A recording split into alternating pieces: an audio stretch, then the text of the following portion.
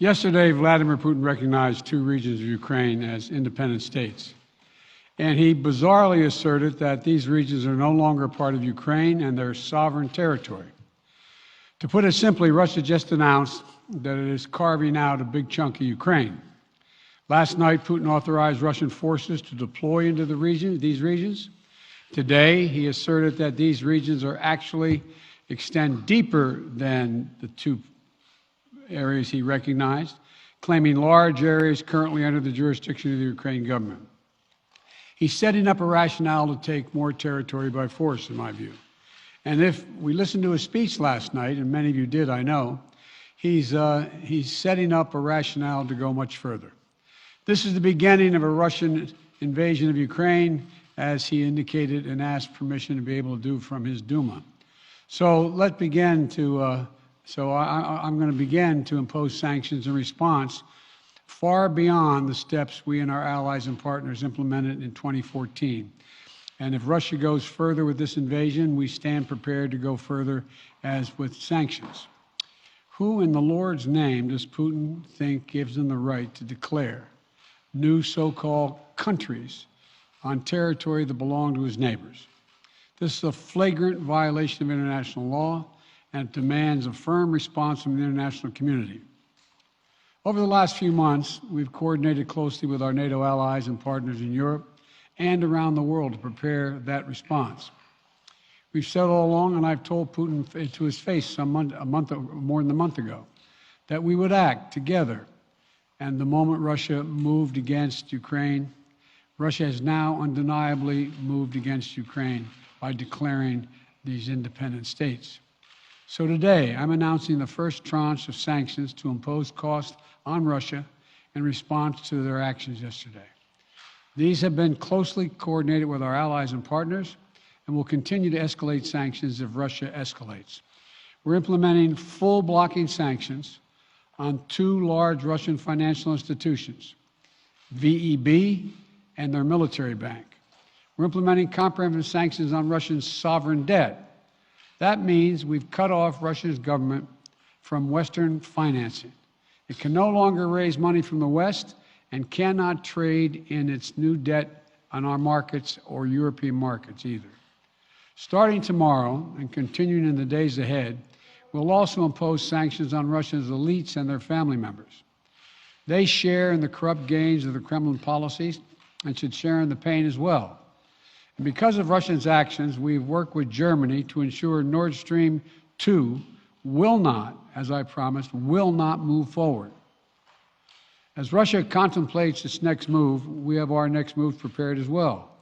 Russia will pay an even steeper price if it continues its aggression, including additional sanctions. The United States will continue to provide defensive assistance to Ukraine in the meantime, and will continue to reinforce and reassure our NATO allies. Today, in response to Russia's admission that it will not withdraw its forces from Belarus, I have authorized additional movements of U.S. forces and equipment already stationed in Europe to strengthen our Baltic allies, Estonia, Latvia, and Lithuania. Let me be clear, these are totally defensive moves on our part. We have no intention of fighting Russia. We want to send an unmistakable message, though, that the United States, together with our allies, will defend every inch of NATO territory and abide by the commitments we made to NATO. We still believe that Russia is poised to go much further in launching a massive military attack against Ukraine. Hope I'm wrong about that. Hope we're wrong about that. But Russia has only escalated its threat against the rest of Ukrainian territory, including major cities and including the capital city of Kyiv. There are still well over 150,000 Russian troops surrounding Ukraine. And as I said, Russian forces remain positioned in Belarus to attack Ukraine from the north, including warplanes and offensive missile systems. Russia's moved troops closer to Ukraine's border with Russia. Russia's naval vessels are maneuvering in the Black Sea to Ukraine's south, including amphibious assault ships, missile cruisers, and submarines. Russia's moved supplies of blood and medical equipment into position on their border. You don't need blood unless you plan on starting a war. Over the last few days, we've seen much of the playbook that Secretary Blinken laid out last week in the United Nations Security Council come to pass. A major increase in military provocations and false flag events along the line of contact in the Donbass. Dramatically staged, conveniently on-camera meeting of Putin's Security Council to grandstand for the Russian public. And now, political provocation of recognizing sovereign Ukrainian territory as so-called independent republics in clear violation, again, of international law. President Putin has sought authorization from the Russian parliament to use military force outside of Russian territory. And this set the stage for further pretexts of further provocations by Russia to try to justify further military action. None of us should be fooled. None of us will be fooled. There is no justification. Further Russian assault in Ukraine remains a severe threat in the days ahead. And if Russia proceeds, it is Russia and Russia alone that bears the responsibility. As we respond, my administration is using every tool at our disposal to protect American businesses and consumers from rising prices at the pump. As I said last week, defending freedom will have cost for us as well and here at home. We need to be honest about that.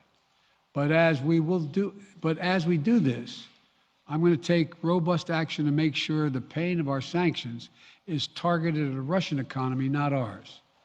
We're closely monitoring energy supplies for any disruption. We're executing a plan in coordination with major oil-producing consumers and producers toward a collective investment to secure stability in global energy supplies. This will blunt gas prices. I want to limit the pain to the American people are feeling at the gas pump. This is critical to me. In the last few days, I've been in constant contact with European leaders, including with Ukrainian President Zelensky. Vice President Harris met in person with the leaders in Germany over the weekend at the Munich conference, including President Zelensky. At every step, we have shown the United States and our allies and partners are working in unison, which he hasn't been counting on, Mr. Putin. We're united in our support of Ukraine. We are united in our opposition to Russian aggression. And we're united in our resolve to defend our NATO alliance. And we're united in our understanding of the urgency and seriousness of the threat Russia is making to global peace and stability. Yesterday, the world heard clearly the full extent of Vladimir Putin's twisted rewrite of history, going back more than a century, as he waxed eloquently, noting that, well, I'm not going to go into it, but nothing in Putin's lengthy remarks indicate any interest in pursuing real dialogue on European security in the year 2022. He directly attacked Ukraine's right to exist. He indirectly threatened territory formerly held by Russia, including nations that today are thriving democracies and members of NATO. He explicitly threatened war unless his extreme demands were met. And there is no question that Russia is the aggressor. So we're clear-eyed about the challenges we're facing. Nonetheless, there is still time to avert the worst-case scenario that will bring untold suffering to millions of people if they move as suggested. The United States and our allies and partners remain open to diplomacy if it is serious.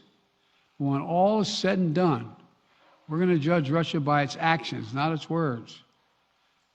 And whatever Russia does next, we're ready to respond with unity, clarity, and conviction.